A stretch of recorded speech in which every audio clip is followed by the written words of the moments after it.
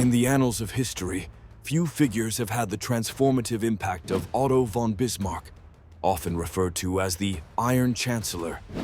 Born into a noble family on April 1, 1815, in Schönhausen, Prussia, Bismarck would go on to shape the course of European history, leaving a legacy that is still studied and admired today. His journey from a young aristocrat to the architect of German unification is a tale of political acumen, strategic foresight, and relentless determination. Bismarck stepped into the political arena during a time of turmoil and change. With Europe reeling from the after-effects of the Napoleonic Wars and the 1848 revolutions, the continent was a patchwork of conflicting interests, nationalist fervor, and political instability.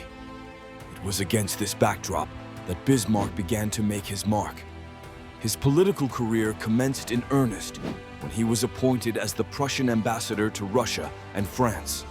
These roles afforded him invaluable insights into the dynamics of European diplomacy, insights he would later wield with unparalleled skill.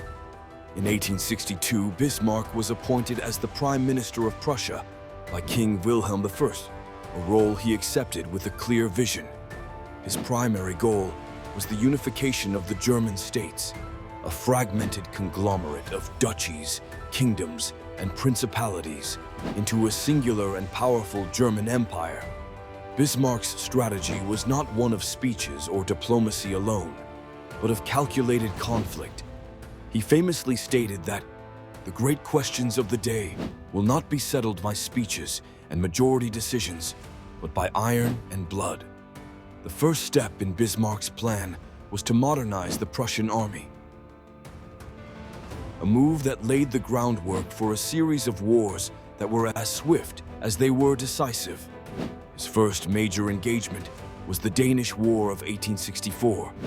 By aligning Prussia with Austria, Bismarck orchestrated a quick victory over Denmark, which paved the way for further territorial consolidation. Following this, Bismarck turned against his former ally Austria in the Austro-Prussian War of 1866. In a remarkable display of military prowess and strategic cunning, Prussia emerged victorious in just 7 weeks, establishing its dominance over the German states and making the idea of unification a tangible reality. But it was the Franco-Prussian War of 1870-71 that truly cemented Bismarck's legacy as the architect of a unified Germany. Provoking France into war through the manipulation of diplomatic communications, Bismarck rallied the German states behind Prussia, using the conflict to stir a wave of nationalism. The defeat of the French and the subsequent Treaty of Frankfurt not only humiliated France, but also led to the proclamation of the German Empire in the Hall of Mirrors at the Palace of Versailles, with Wilhelm I as its emperor and Bismarck as its first chancellor. As chancellor, Bismarck was not merely a man of war. He was also a skilled diplomat and a shrewd statesman.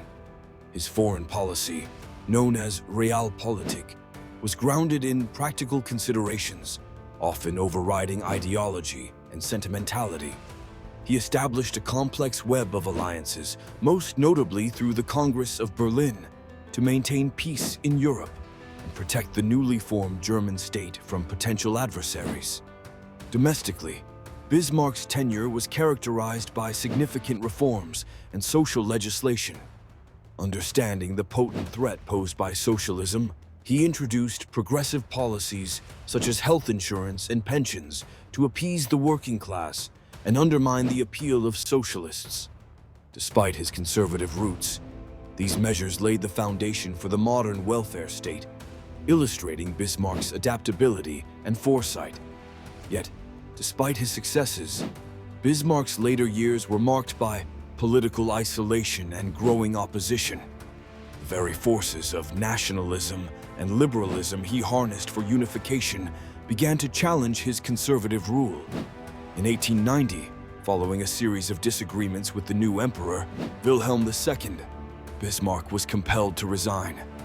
It was a quiet end to a career defined by such dramatic events. Otto von Bismarck's life was one of paradoxes. He was a conservative who enacted social reforms, a diplomat who used war as a political tool, and an aristocrat who transformed the German states into a cohesive empire.